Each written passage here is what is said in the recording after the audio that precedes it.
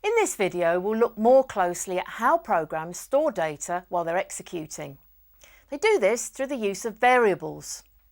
We'll look at how these are declared, how values are assigned, and how that value can be changed during the course of the program's execution.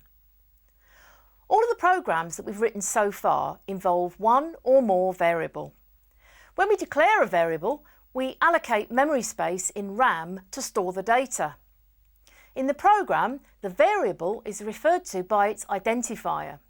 We could use an identifier such as X to represent a number, but this isn't very helpful as it doesn't tell other programmers who may read your code what that variable represents in the program.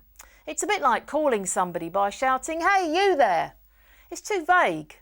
It's much better to use an identifier that tells us what the variable does, such as age. If you need to use two words, you should use an underscore between them, as variable identifiers can't have spaces. Some languages are case sensitive with regards to variable identifiers, but others are not. Some values can't be changed within a program. These are called constants. In many languages, they can be declared in the same way as variables. However, in Python, there's no specific constant declaration. An example of a constant is pi, which we could use to calculate the area of a circle. So I have a small program that calculates the area of a circle.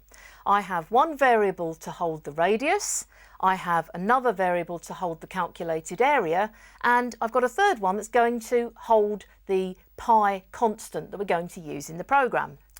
So on the fourth line down, just here, I've actually assigned a value to pi. Now that's not going to change during the program. Although I can't declare it as a constant in Python, I know that I'm not going to change that value, I'm just going to use it in the program. So the calculation part, as we know, is pi r squared will calculate the area of the circle. In some languages, variables are not assigned a starting value, so it's good practice to do this after we've declared them. This is called initialization. At any point during the program, we can change the value of a variable using an assignment statement. For example, age equals 21. In Python, the input function reads in values entered by the user and then assigns this to a variable.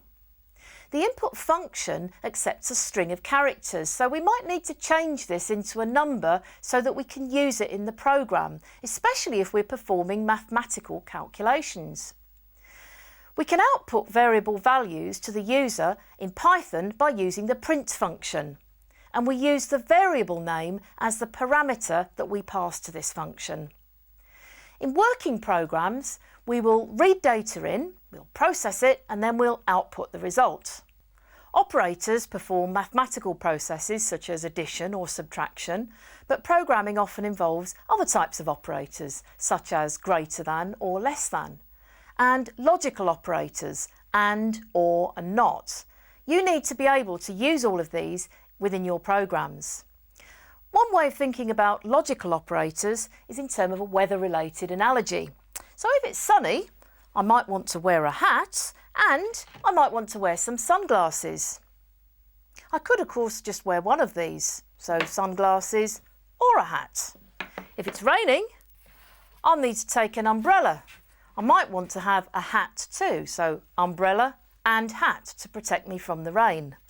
If it's cold, I want to wear a scarf, so I might want to wear a scarf and also a hat.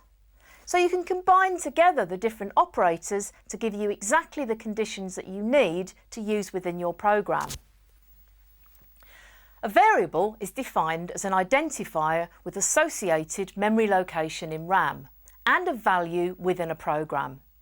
A constant is an identifier with associated memory in RAM whose value is fixed and cannot be changed within a program.